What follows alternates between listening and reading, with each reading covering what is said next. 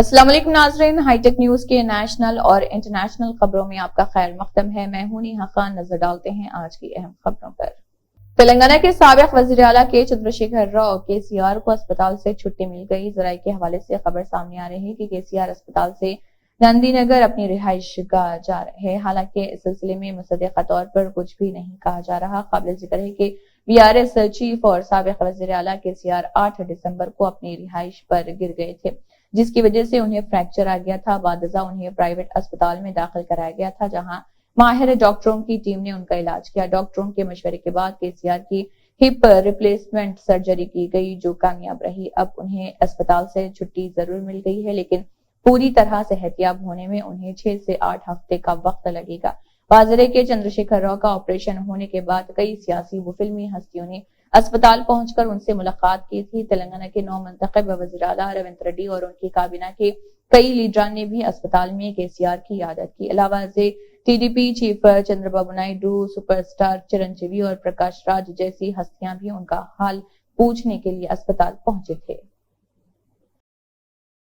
भजन लाल शर्मा राजस्थान के नए वज़ीर आला बन गए हैं। गवर्नर कलराज मिश्रा ने जयपुर के अल्बर्ट हॉल में मुनक़दा एक तकरीब के दौरान भजन लाल शर्मा ओहदे और राजदारी का हलफ दिलाया।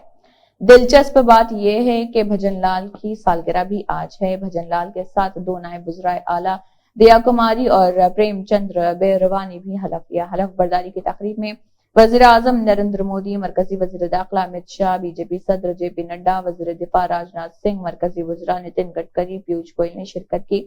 इसके अलावा यूपी के सीएम योगी आदित्यनाथ, एमपी के नए सीएम मोहन यादव, गुजरात के सीएम भूपेंद्र पटेल, महाराष्ट्र के सीएम एकनाथ शिंदे, राजस्थान के साबिक़ सीएम अशोक गहलोत, वसुंधरा राजे, अर्जुन राम मेघवाल, गोवा के सीएम प्रमोद सावंत, त्रिपुरा के सीएम मानिक, उत्तराखंड के वज़ीर आला पुष्कर सिंह धामी, यूपी के नायब वज़ीर आला केशव प्रसाद मौर्य समेत कई लीडरान ने भी शिरकत की।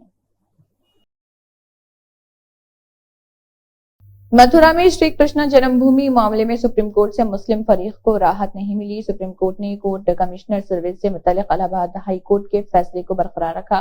सुप्रीम कोर्ट में अब अगली समाअत 9 जनवरी को होगी। ख्याल रहे कि इलाहाबाद हाई कोर्ट ने एक दिन पहले ही मथुरा में वाक़े शाही ईदगाह मस्जिद के कोर्ट कमिश्नर सर्वे को मंजूरी दी थी। अदालत ने शाही ईदगाह कॉम्प्लेक्स के सर्वे के लिए अदालत की निगरानी में कोर्ट कमिश्नर की तकर्री का मुतालबा मान लिया था। हिंदू फरीक के वकील विष्णु जैन ने कहा है कि हम एडवोकेट कमिश्नर की तकर्री कर रहे। अदालत ने शाही ईदगाह कॉम्प्लेक्स के सर्वे की मंजूरी दे दी। ताहम एएसआई का सर्वे कब कराया जाएगा और इसमें कितने लोग हिस्सा लेंगे, इसका फैसला 18 दिसंबर को होगा। पार्लियामेंट की सिक्योरिटी के मामले पर अपोजिशन जमातों ने लोकसभा में आज मुसलसल दूसरे दिन भी हंगामा किया, जिसकी वजह से वक्फे सवालात शुरू होते ही ऐवान की कार्रवाई 2 बजे तक मुलतवी कर दी गई थी। जैसे ही प्रेजाइडिंग ऑफिसर राजेंद्र अग्रवाल ने वक्फ सवालात शुरू किया, अपोजिशन पार्टियों के अरकान ने हाथों में प्ले कार्ड लेकर पोडियम के सामने हंगामा करना शुरू कर दिया और नारे लगाए। हंगामे को देखते हुए अग्रवाल ने कार्रवाई शुरू होने के फौरन बाद ऐवान की कार्रवाई 2 बजे तक मुलतवी कर दी। वाज़ेह है कि पार्लियामेंट की सामाईन गैलरी से 3 रोज कबल 2 सामाईन ने ऐवान में कूद कर रंगीन धुआं छोड़ा था, जिन्हें अरकान ने पकड़कर सिक्योरिटी एहलकारों के हवाले कर दिया था। अपोजिशन जमातें उसे पार्लियामेंट की सलामती में बड़ी कोताही करार देकर मुसलसल हंगामा बर्पा कर रही। आरबीआई के साबिक़ गवर्नर रघुराम राजन ने एक बार फिर हुकूमत हिंद की पॉलिसियों और दावों पर सवाल उठाए हैं। शाया खबर के मुताबिक रघुराम राजन ने कहा है कि हिंदुस्तान में तरक्की की सूरत हाल ऐसी है कि नोएडा, गुरुग्राम जैसी चंद ही जगहों ने तरक्की की है। बाकी मुल्क अफ्रीका के इन ममालिक जैसा है जहां आज तक तरक्की नहीं हुई। उन्होंने कहा है कि यह गैर मुतवाज़िन तरक्की मुल्क के सामने एक बड़ा चैलेंज है। हमें 2047 तक तरक्की याफ्ता मुल्क बनने से पहले इस खला को खत्म करने पर ज्यादा तवज्जो देनी चाहिए। हाल ही में वजीर ममलिकत बराए खजाना पंकज चौधरी ने दावा किया था कि मुल्क में 2047 तक तरक्की याफ्ता हो जाएगा। जल्द ही हम $5 ट्रिलियन की मईशत भी बन जाएंगे। उन्होंने कहा था कि माली साल 2022-23 में मुल्क की मईशत की मालियत 3.7 ट्रिलियन डॉलर थी। इसके बाद यूट्यूब पॉडकास्ट के दौरान रघुराम राजन ने कहा कि मुल्क की मईशत दुनू से भरी हुई है। यहाँ एक तरफ हमें नोएडा, गुरुग्राम जैसे पौश इलाके नजर आते हैं तो दूसरी तरफ छोटे गांव और शहर तरक्की से बहुत दूर नजर आते हैं। इसे दूर करना हमारी तरजीह होनी चाहिए।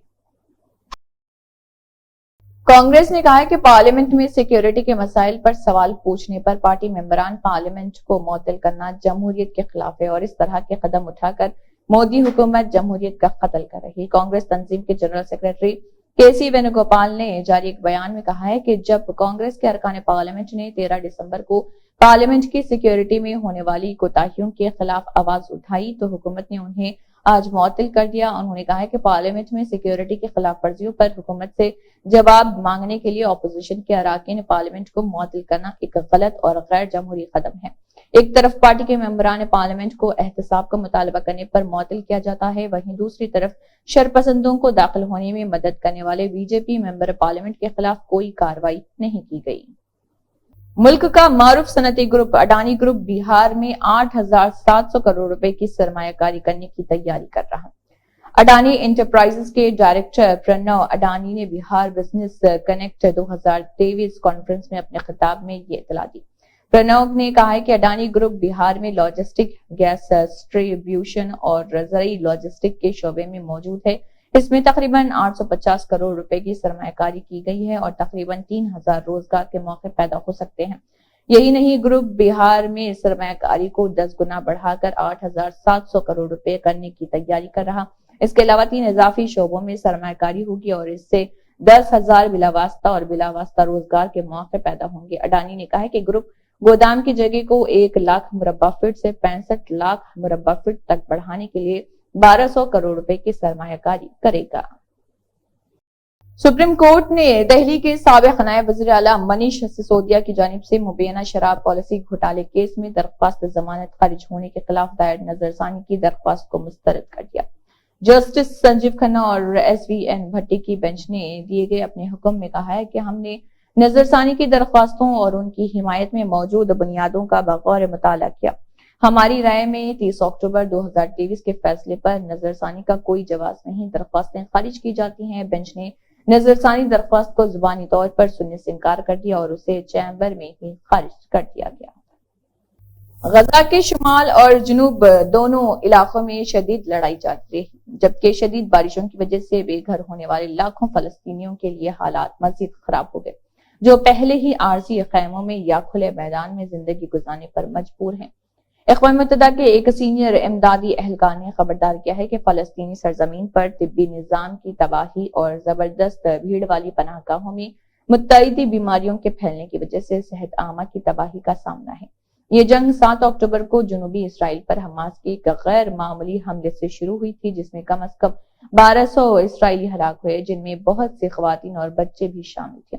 तकरीबन 240 अफराद को यरगमाल भी बना लिया गया था। गजा में वजारत सेहत के मुताबिक इसके बाद से इसराइल के हमलों में अब तक 18,600 से ज्यादा फलस्तीनी हलाक हो चुके हैं, जिनमें तकरीबन 70% खवातीन और बच्चे शामिल हैं। ईरानी मीडिया के मुताबिक ये अमल खलीज में तेल पैदा करने वाले 2 सख्त हरीफों के दरमियान ताल्लुकात बेहतरी की तरफ जाने का एक नया इशारा है। नीम सरकारी न्यूज एजेंसी के मुताबिक ज़ायरीन को ये परवाजें साल भर ईरान के 10 मुख्तलिफ हवाई अड्डों से सऊदी अरब के शहर मक्का और मदीना जाने का मौका फराहम करेंगे। इस रिपोर्ट में मजीद कहा गया है कि ईरानी उम्रा ज़ायरीन की पहली परवाज 19 दिसंबर को सऊदी अरब के लिए रवाना होगी। चीन की सालिसवीं मार्च में एक मुआहदे के तहत ईरान और सऊदी अरब ने मुकम्मल सिफारती ताल्लुकात दोबारा बहाल करने का अंदिया दिया था। उन दोनों रिवायती हुरीफों के दरमियान ताल्लुकात 2016 से मुनक़ता थे और इसका बाइस रियाज की जानिब से एक शिया मुसलमान आलिम को फांसी देना और तेहरान में सऊदी सफारतखाने पर हमला था। 2016 के बाद से ईरानी बाशिंदों को सिर्फ हज करने की इजाजत थी, जो मुसलमानों के लिए एक मजहबी फरीजा है और सख्त सालाना कोटे और औकात के साथ मशरूत है। और सफारती ताल्लुकात की बहाली के बाद ईरानी अब उम्रा अदा करने के भी अहल होंगे, जो कि साल में किसी भी वक्त किया जा सकता है। मुज़ाकरात की वजह से ईरान और सऊदी अरब के दरमियान गैर मजहबी सयाहत को भी दोबारा फरोग मिलेगा और दोनों मुमलिकत के दारुल हुकूमत शहरों को आपस में परवाजों के जरिए जोड़ने के इम्कानात हैं। फारस के मुताबिक फरवरी 2024 के आखिर तक 70,000 ईरानी ज़ायरीन के सऊदी अरब जाने की तवक्को बताई गई। तमिलनाडु के वज़ीर आला MK स्टालिन ने मरकजी वज़ीर खजाना निर्मला सीतारामन को एक खत लिखकर तूफान से होने वाली तबाही के पेश नजर छोटे और दरमियाने दर्जे के कारोबारों के قرضوں کی ادائیگی پر 3 مہینے کے لیے روک لگانے کا مطالبہ کیا۔